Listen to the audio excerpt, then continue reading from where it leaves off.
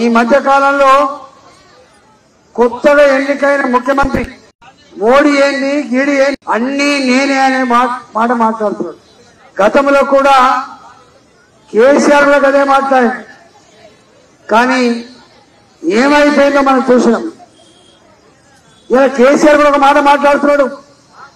జై శ్రీరామ్ అంటేనే పువ్వకొస్తుందా, జై శ్రీరామ్ మనకు అన్నం పెడతా అని చెప్పి మాట్లాడుతున్నాడు. జై శ్రీరామ్ అన్నం పెడుతుందా, జై శ్రీరామ్ ఆపదలో ఆదుకుంటుందా, అది ప్రజలు నిర్ణయించుకుంటారు.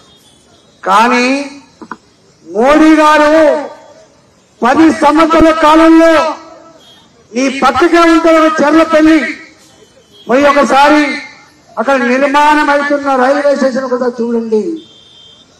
Secunderabad railway station, Kacheguda railway station, Nampally railway station, ఎయిర్పోర్టులు ఎంత సుందరంగా ఉంటాయో అమెరికాలో కూడా లేని ఇవాళ రైల్వే స్టేషన్ నిర్మాణం మోడీ గారు వచ్చిన తర్వాత సామాన్యులు ప్రయాణం చేసేది ఆర్టీసీ బస్సు, సామాన్యులు ప్రయాణం చేసేది రైలు అని చెప్పి భావించి రైల్వే స్టేషన్లు సుందరంగా నిర్మాణం చేస్తున్న వ్యక్తి నరేంద్ర మోడీ గారు. అవునా కాదా?